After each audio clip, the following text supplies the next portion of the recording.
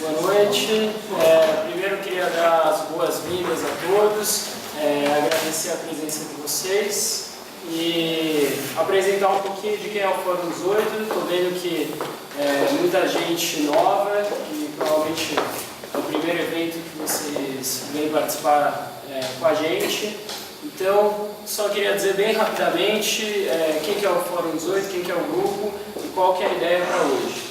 O Fórum 18 é um grupo que surgiu em parceria com a Bnei Brit, de um grupo de jovens judeus que queria trabalhar e se aprofundar no tema do conflito entre Israel e os palestinos, identidade judaica, e começou a se reunir fazendo diversos eventos, dentre eles cursos, palestras, exibição de filmes, seminários e assim por diante. A nossa proposta é ouvir as mais diversas narrativas sobre esses temas e a partir dali oferecer para cada um as ferramentas necessárias para formar uma opinião sobre o assunto e poder tratar isso com mais tranquilidade.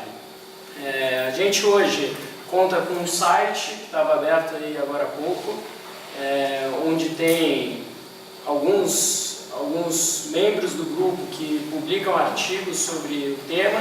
A gente tem nossa página do Facebook que a gente usa para divulgar os eventos, também para compartilhar os textos, entre outras coisas.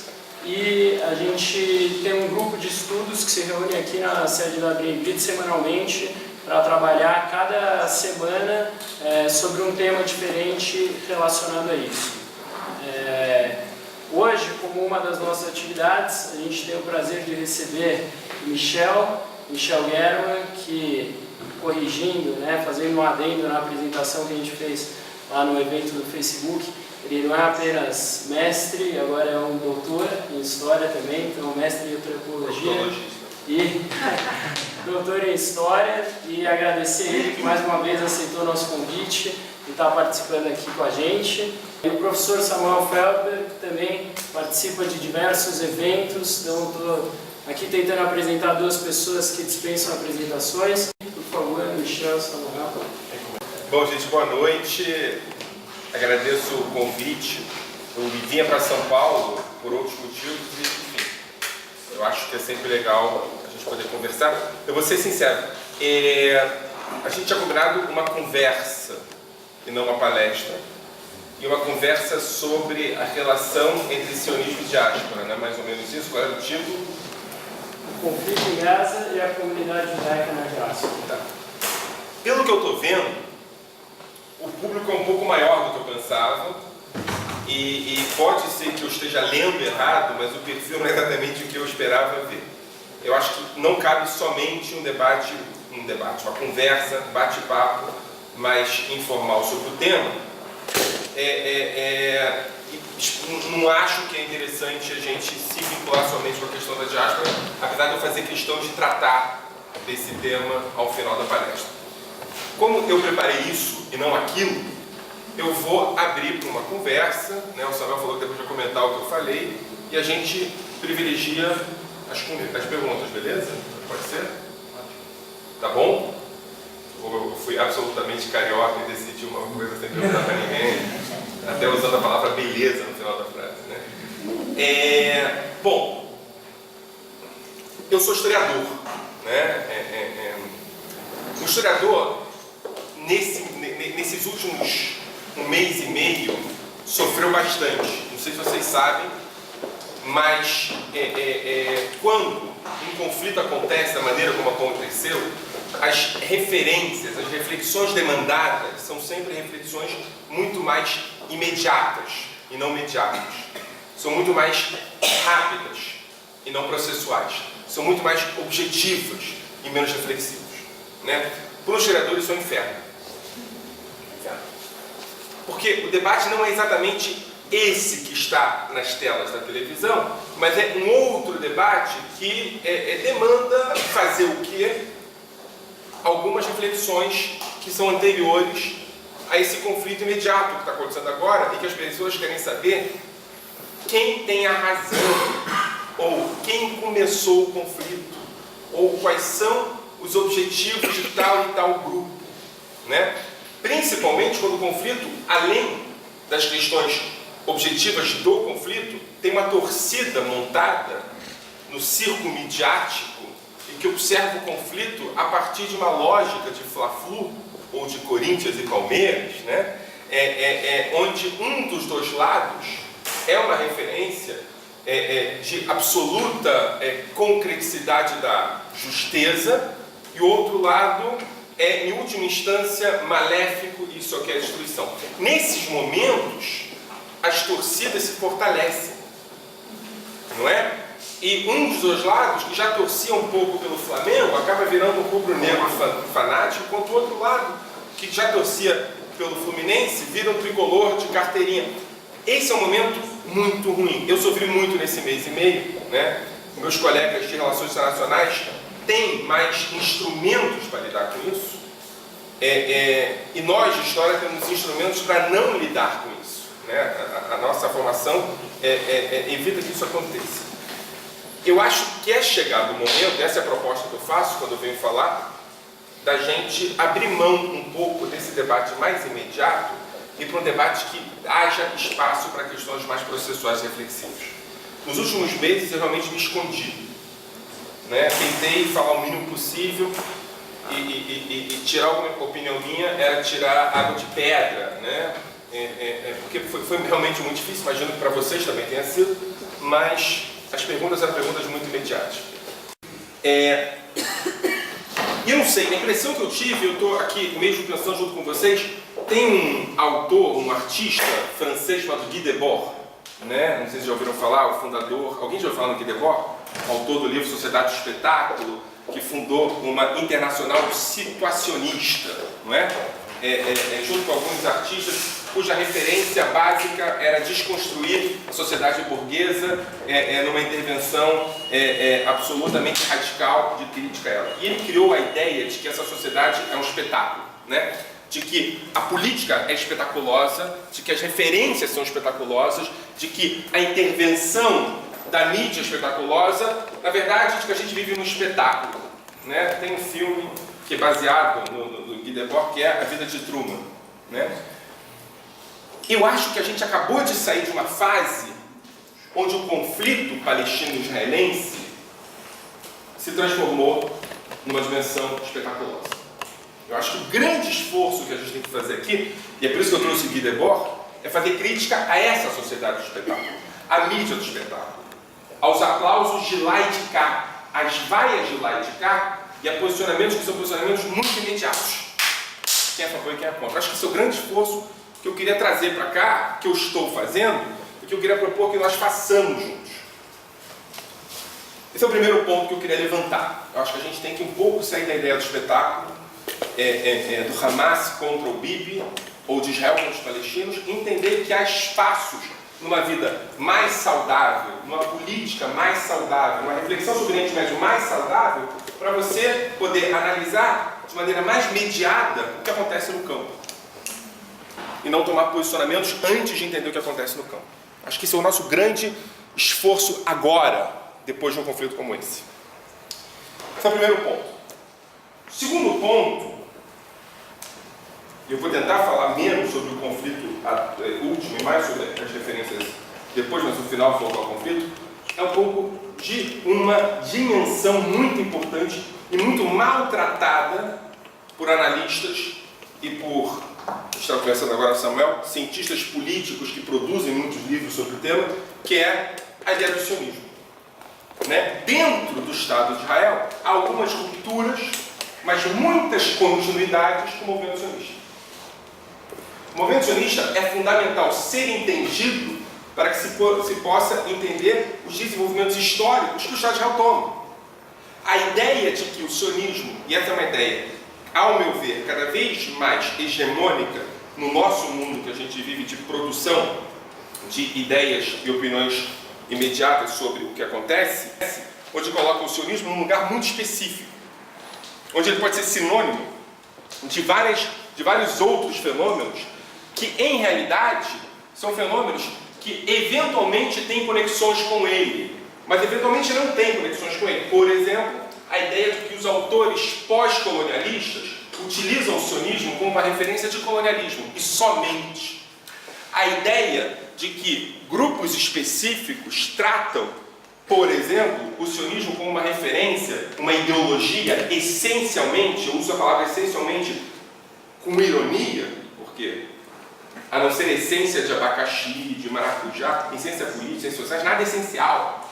Mas o debate transforma o sionismo em uma referência essencialmente racista, onde a dimensão de dominados e dominadores é absolutizada e automática. Para se entender o que acontece na Palestina em Israel hoje, é necessário fazer o quê? Entender o sionismo. Sob o risco de acharmos que a gente está falando sobre uma sociedade baseada em critérios exclusivamente colonialistas, racistas, dominantes. Há que se abrir esse bicho chamado sionismo. Só a gente não entende o que acontece numa sociedade baseada no movimento nacionalista judaico. E aí, eu acho que, utilizando aqui referências de dois autores, né? Avinelli, Shlomo, e um outro que eu acho muito importante, e é uma pena que não é traduzido para português, chamado Stenhal, Zeev Stenhal, né? Autor sobre fascismo, mas tem um livro fantástico chamado Os Mitos Fundantes do Sionismo. Um autor, uma referência para quem estuda fascismo. Ele tem um livro publicado sobre o sionismo, que é uma referência para quem estuda sionismo. Não que isso tenha a ver com aquilo, tá, gente? Ele simplesmente estudou dois temas, tá? E aí, fazendo uma mistura desses dois autores, eles trabalham com o que eles chamam, de novo, esse é um bicho que eu estou criando, eles criaram um bicho parecido. Eles dizem que o sionismo tem 4 pontos maltratados, 4 pontos que não foram tratados, que tem dificuldade de lidar.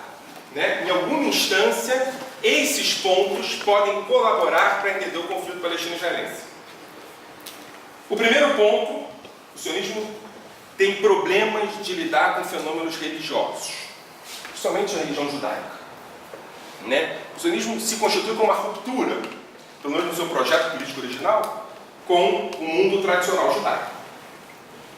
Né? Há, aqui no sionismo hegemônico, a esperança de que, em algum momento, o fenômeno religioso deixe de ser uma relevância.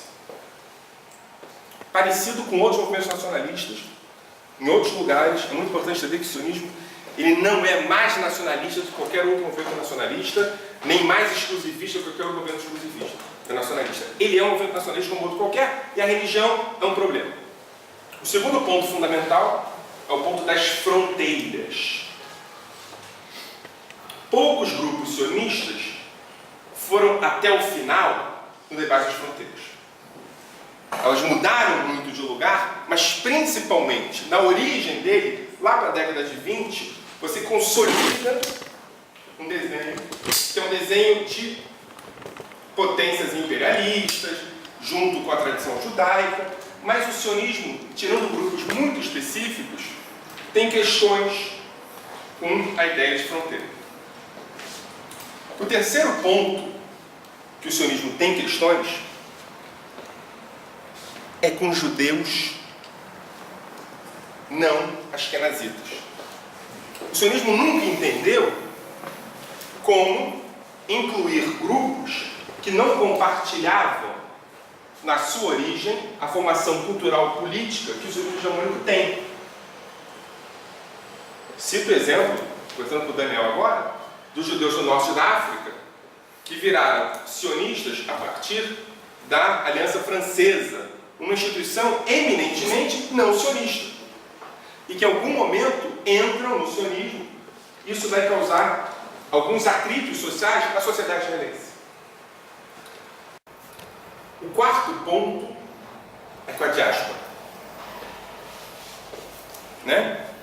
Qualquer movimento nacionalista lida com a diáspora a partir de uma lógica em que ela deve ser superada, porque senão não havia sentido de haver um movimento nacionalista. O sionismo utiliza isso num diálogo muito interessante com a tradição judaica, onde a diáspora representa, em algum sentido, a maldição, a treva e o retorno à terra de Israel, às fronteiras desse sionismo, representaria a possibilidade de salvação e a volta a uma história judaica feita pelos judeus e não imposta pelos não-judeus. Nesse sentido, o diálogo, e aqui nesse ponto é um ponto importante para a gente hoje, o diálogo com a diáspora judaica é um diálogo que nunca foi exatamente claro para o sionismo, e tenho que dizer, nesse ponto, não tenho dúvidas de falar, é uma continuidade, ainda não é um diálogo claro, como o movimento sionista, e não estou falando somente do movimento sionista, movimentos nacionalistas, só que no caso do sionismo, isso é elevado à 10ª potência, porque o sionismo é um movimento nacionalista, onde a terra está fora de onde vive a maioria das pessoas, e principalmente onde o idioma é um idioma a ser criado, ou pelo menos a ser recriado, e não a ser mantido. Então, a diáspora é vista como um ente mais incômodo e necessário do que um ente a ajudar e necessário. Tem um outro quinto ponto, que nem os dois autores citam, Stendhal fala um pouco dele, mas a Vinelli, nesse livro, praticamente não cita, que é a questão do habitante árabe da Palestina. Né? How to deal with this man? Como é que você vai lidar com essas pessoas?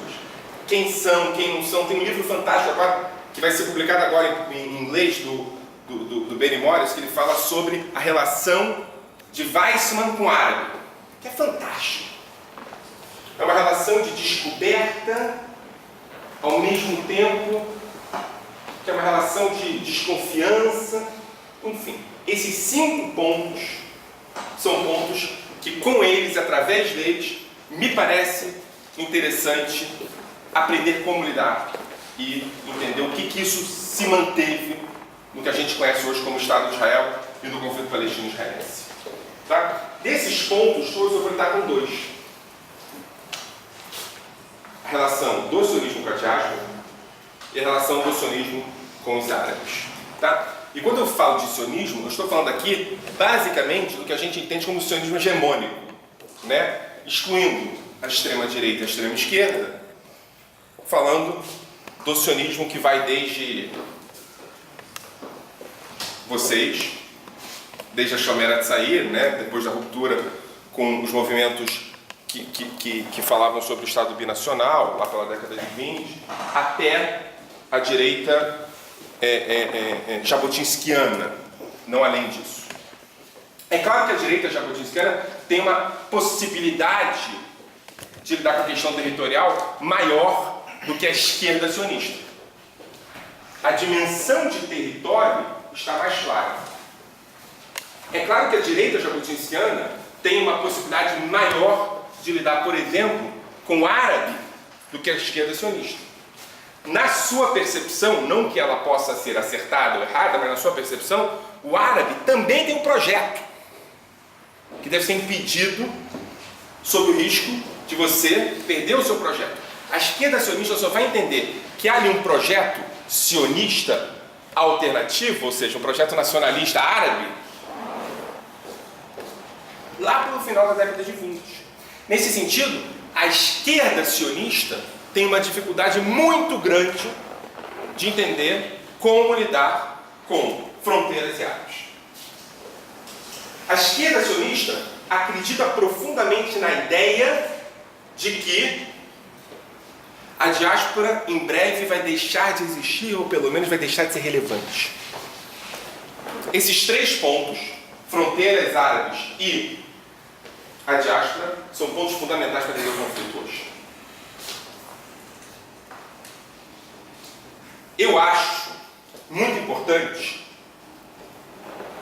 reconsiderar como absolutamente legítimo, é daqui que eu quero partir, o movimento nacional palestino, sob o risco de termos deslegitimado sob os nossos olhares o movimento nacionalista judaico.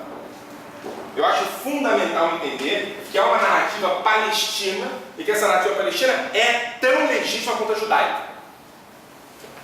Sob o risco de botar nesse jogo de xadrez o sionismo como movimento a ser questionado.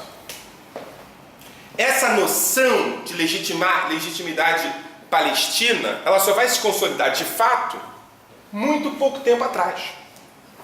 Para a esquerda sionista, que percebe não o movimento árabe, não o nacionalismo igual, o nacionalismo próximo, o nacionalismo palestino como legítimo, e aqui exceção feita a alguns grupos de esquerda, mas a esquerda sionista efetiva, ela só vai entender isso lá para a década de 60. Que você tem que falar sobre uma outra narrativa, e que essa narrativa, uma narrativa que tem sua legitimidade, década de 70 e 80. Os árabes palestinos são vistos pela grande maioria do movimento sionista como uma espécie de nacionalismo árabe que utiliza o discurso antisionista para legitimar os outros nacionalismos. O segundo ponto fundamental. Há que se perguntar, e eu estou perguntando isso de maneira sincera, quais são as fronteiras do Estado judeu. Para a esquerda sionista, essas fronteiras também não são claras até muito pouco tempo atrás, e temo dizer até hoje. E quando eu digo fronteiras, não estou me referindo somente a fronteiras geográficas. Também me refiro a fronteiras de cidadania. Até onde você pode dar cidadania para os não-judeus em Israel? Até onde você pode dar a cidadania dentro de um território em que há cidadãos e não cidadãos, iguais e desiguais, por referência essencial. Ou seja, a desigualdade ela é garantida por lei. É possível, num Estado democrático, com desigualdade garantida por lei?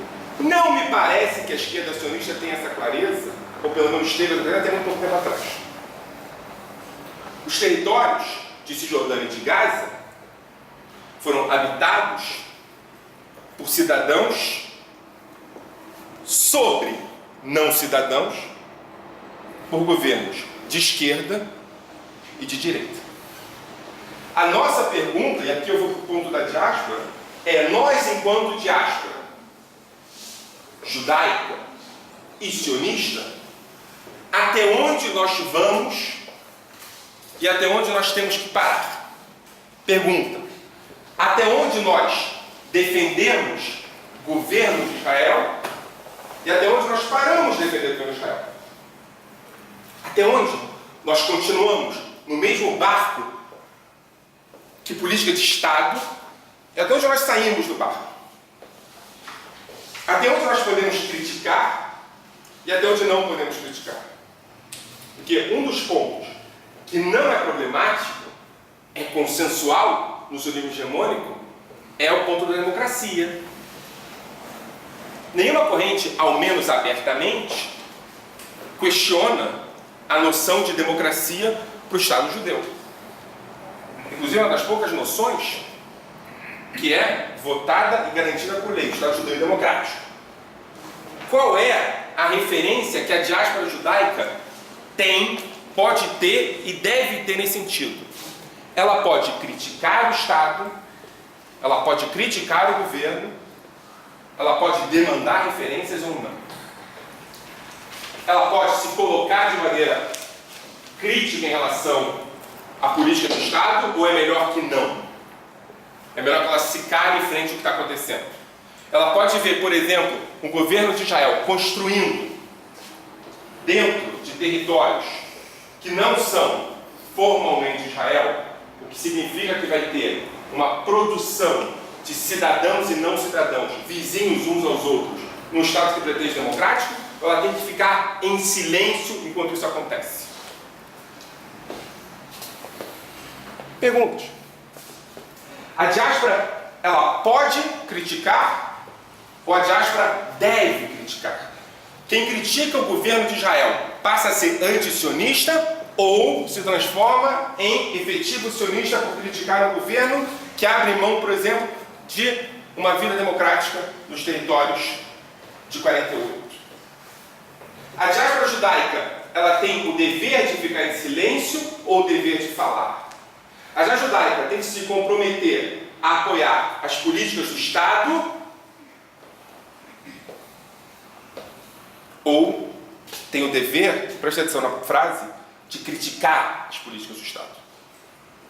A diáspora judaica tem que acusar quaisquer críticas a Israel como críticas antissemitas, ou a diáspora judaica tem que evitar o uso da categoria antissemita sob o risco de se transformar numa categoria usada, gasta, e quando efetivamente for necessária, perder o sentido. A diáspora judaica, ela tem que apontar no peito de qualquer crítico ou apontar no peito do Estado, do governo de ocasião e dizer: isso não me representa. E se ela faz isso, ela deixa de ser uma diáspora judaica sionista, vai ser uma diáspora judaica anti-sionista, ou ela continua sendo uma diáspora judaica mais sionista porque está preocupada com a sua representatividade. Lembrem-se vocês que o governo de Israel, o Estado de Israel e o movimento sionista têm como uma das suas garantias, uma das suas exigências, a garantia da segurança dos judeus do mundo inteiro. Será que é normal? Eu não vou falar da não diplomático, porque esse é um discurso de diplomacia. Acho legítimo. Posso até discordar, mas acho legítimo. Mas será que é normal um governo de plantão acionar o futebol e falar do 7-1? Ou isso vai além do sionismo? Preste atenção na pergunta. Ou quando um governo de ocasião que tem como objetivo garantir a segurança do judeu em qualquer lugar do mundo, ele fala sobre o 7-1, e a gente aqui sabe que o 7-1 não foi lá essas coisas em termos de comoção política depois do 7-1. Tem coisas piores que aconteceram. Mas será que eu, enquanto sionista, posso levantar e dizer: você está potencialmente colocando o judeu brasileiro em risco quando você aciona a referência do futebol? Ou se eu fizer isso, eu estou deixando de ser sionista? Eu estou jantando perguntas para a gente depois fazer o quebra-cabeça. Não sei se vocês já descobriram de que lado eu estou, mas eu acho que esse debate é um debate que não é só sobre o sionismo. Não é só sobre Israel.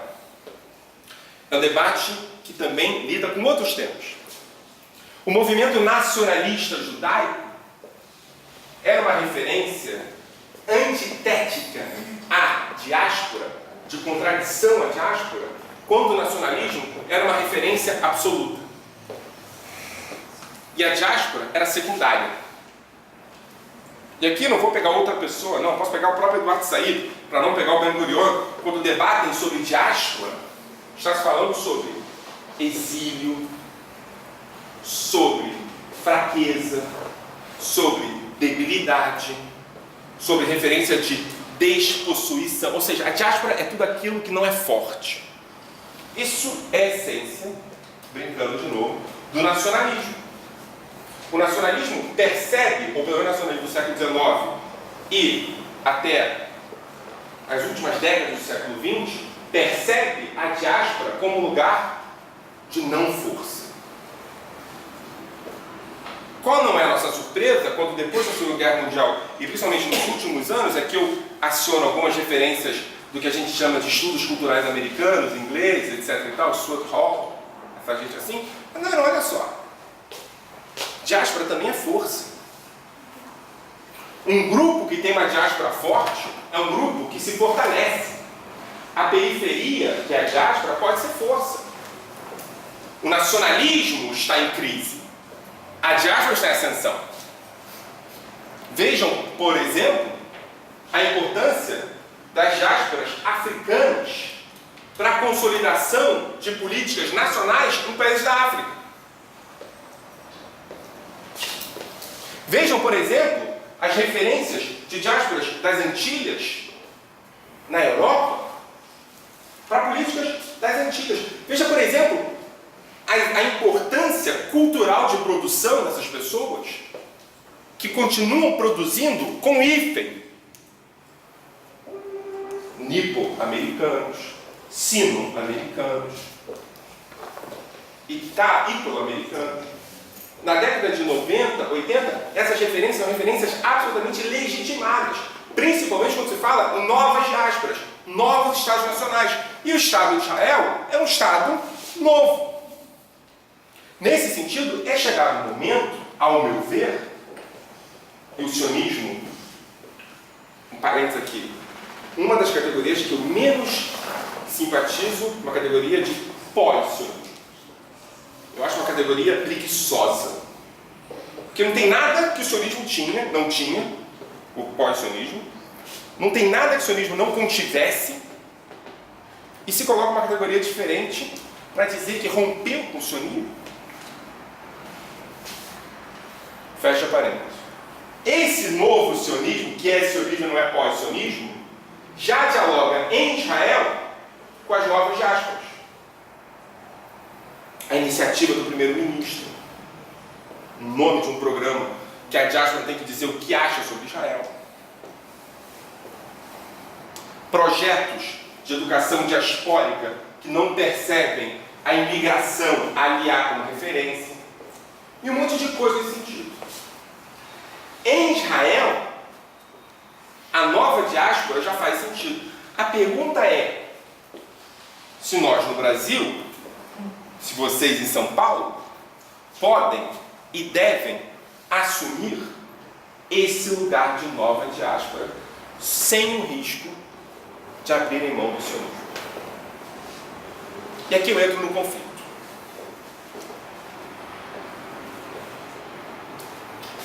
Esse último conflito foi um espetáculo.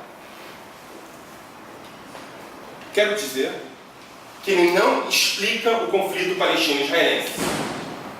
Ele não resolve o conflito palestino-israelense. Ao contrário, ele recoloca em situações mais complexas no posteriori do que havia antes.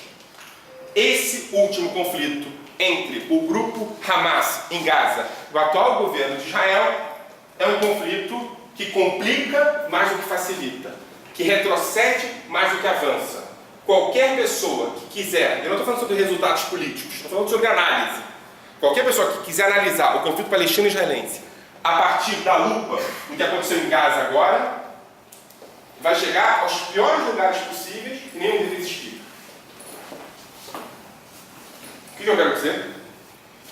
Há grupos dos dois lados da fronteira que estão avançando de maneira concreta para a possibilidade de, depois de 20 anos, que os acordos de paz voltem a ser referência.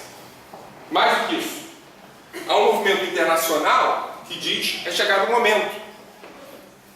E nisso Samuel sabe mais do que eu, mas a situação do Oriente Médio é de tal grandeza complexa que o conflito palestino-israelense tem que avançar na direção de uma solução, sob o risco dele ser incorporado, convertido em mais uma moeda de troca desses novos grupos hiperfundamentalistas islâmicos que façam com que esse conflito se torne hipercomplexo.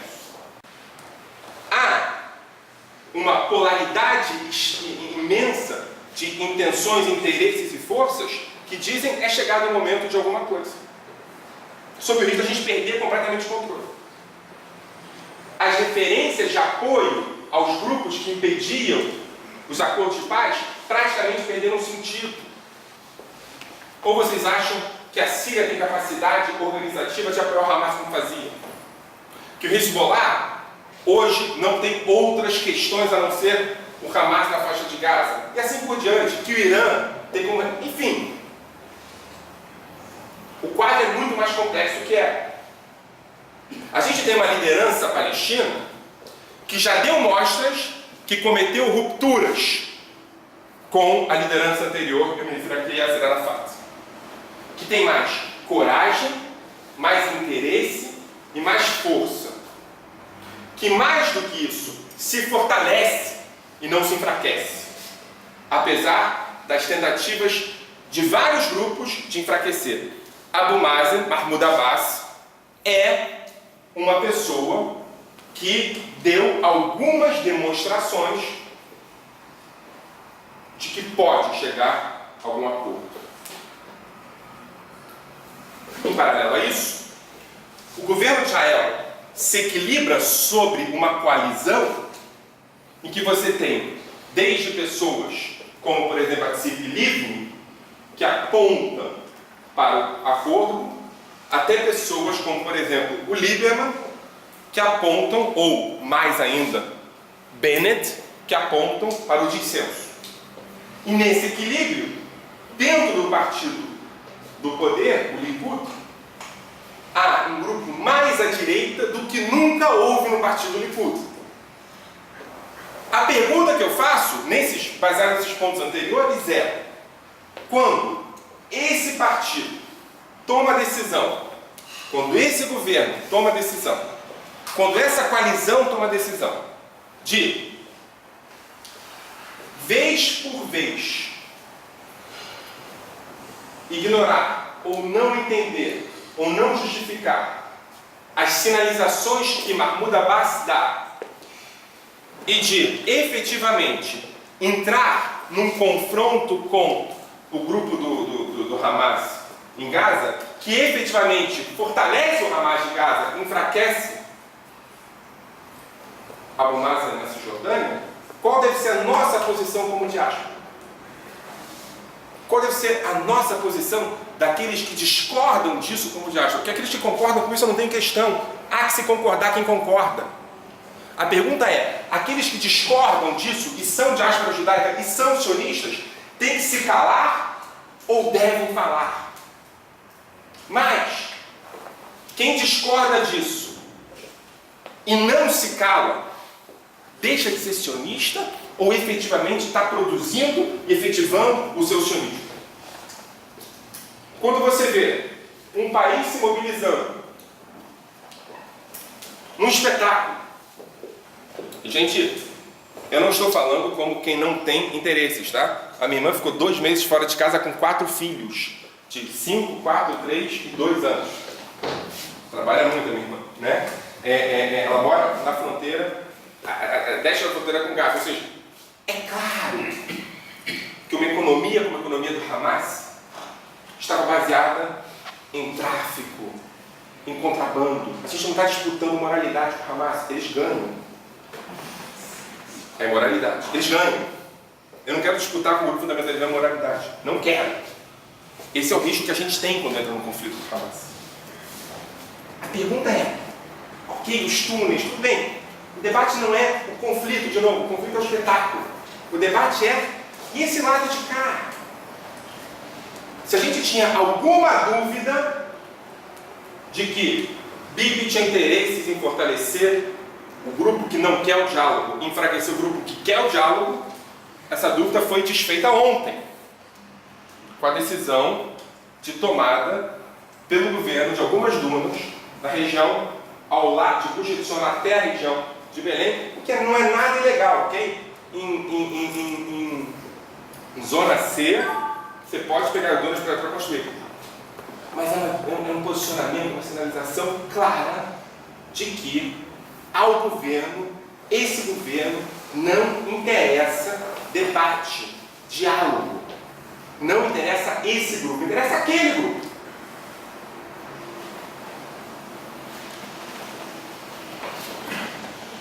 Para terminar, eu queria que essa fosse a nossa questão, para aproveitar. Eu sei que tem gente aqui que pode estar um pouco perdida por conta de não ter a formação, né, de estudos sionistas e tal, eu peço desculpas, mas fazendo uma questão generalista e não sionista. Se você pertence a um grupo, politicamente e ideologicamente, não quer abrir mão desse pertencimento, você se transforma em adversário desse grupo quando você discorda das práticas políticas que o governo desse grupo está fazendo, ou você se transforma em parceiro dos que lá estão discordando do mesmo governo. trazendo para o sionismo, quando você recebe a notícia que a gente recebeu ontem, que não é a única, tá? Não sei se vocês se lembram, há 3 anos atrás, a região de Malé Adumim, depois da questão do Estado palestino, também foi tomada como projeto de construção. Há uma série de eventos desse tipo. Isso não foi o primeiro. Se você discorda do atual governo de Israel, quando ele toma essa atitude depois dessa guerra espetacular, em que, não há dúvidas, perdemos os sionistas e muito na opinião pública mundial. Perdemos os sionistas e muito na possibilidade de diálogo com o mundo. Perdemos os sionistas e muito a simpatia do mundo. Depois dessa guerra espetacular que foi Gaza,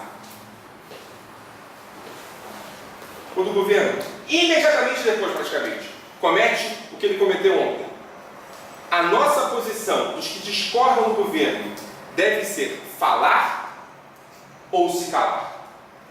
Ao falar, eu me transformo em sionista ou em anti-sionista?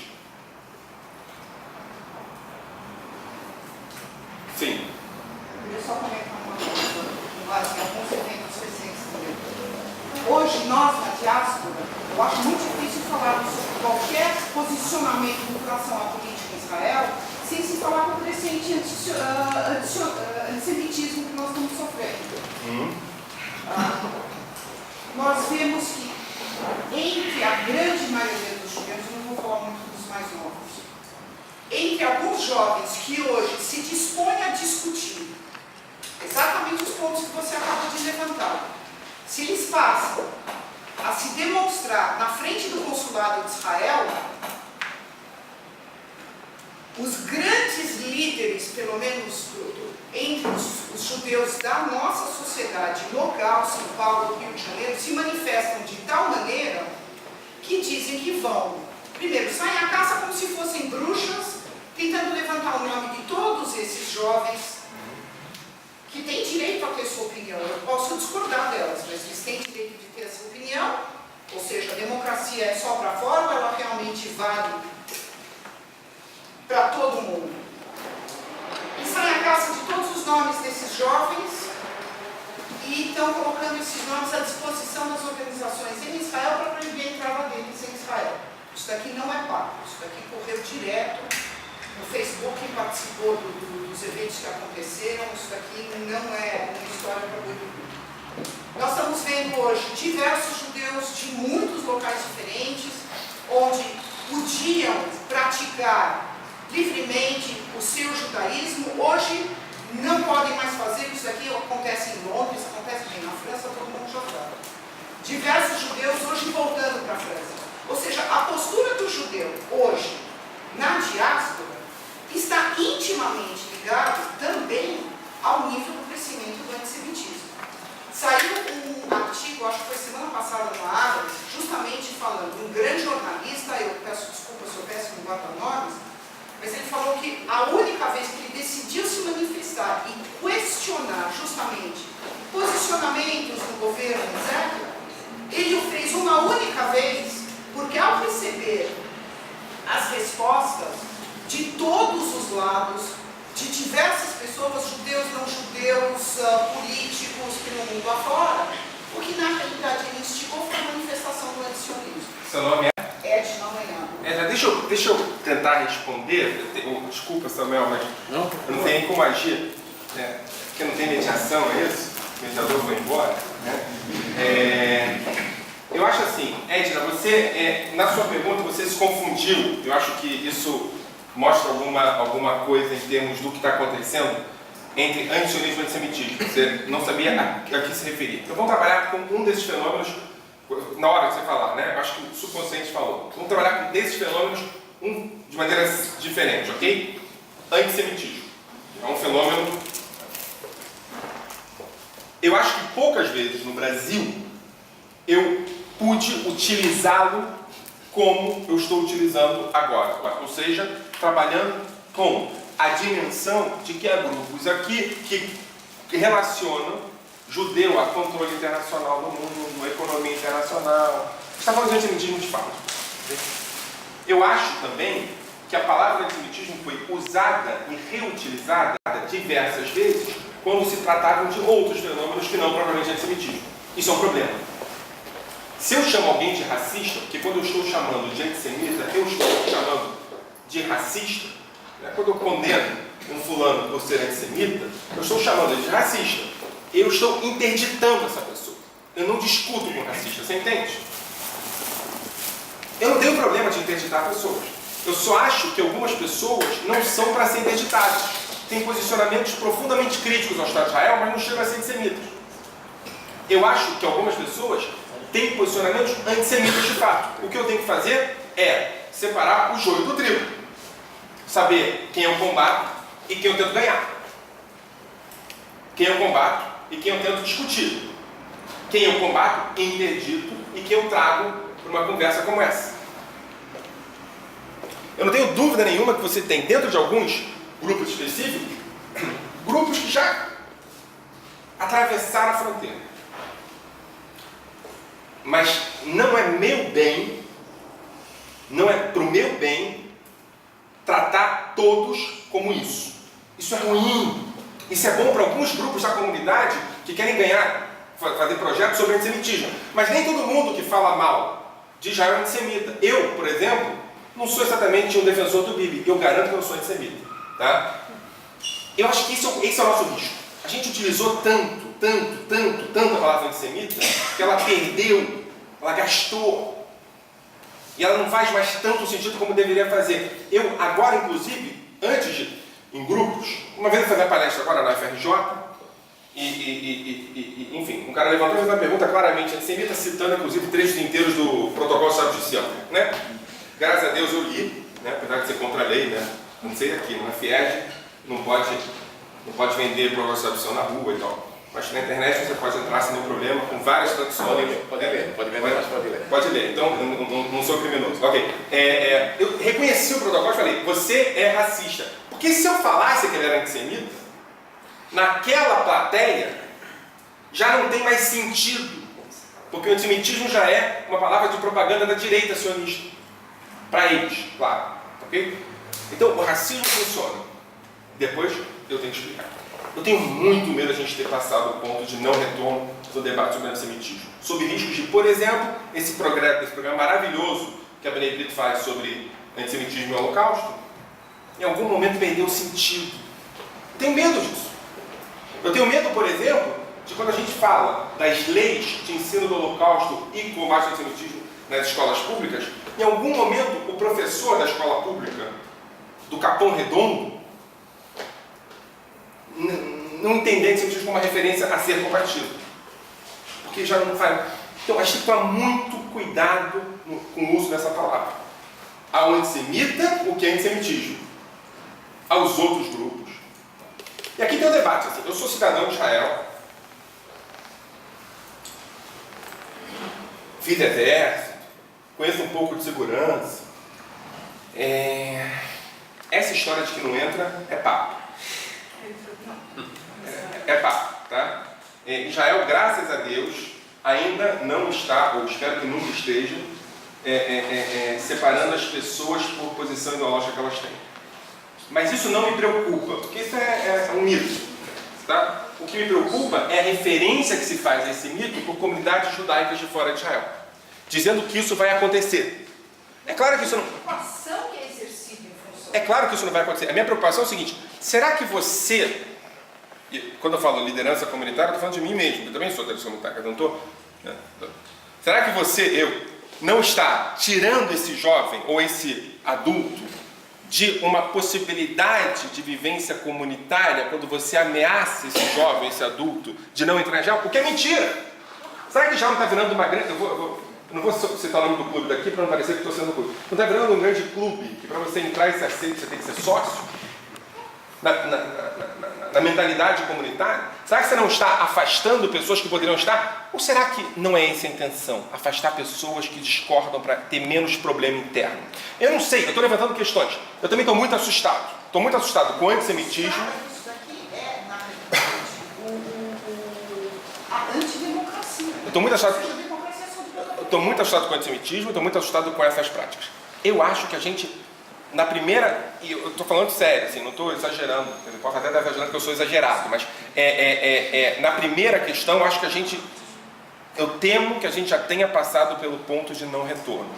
Eu tenho muito medo de antissemitismo ter perdido o sentido, a palavra, a categoria. Eu acho, inclusive, que a gente tem que começar a vulgarizou. Acho que a gente tem que trabalhar mais. Banalização, essa palavra. Banalização, Ana, é isso. Banalizou. Eu tenho medo. Com relação à segunda, eu não tenho medo não. Eu acho que a comunidade judaica está agindo muito por impulso. Eu acho que, por exemplo, o que está acontecendo aqui, está acontecendo dentro da comunidade judaica.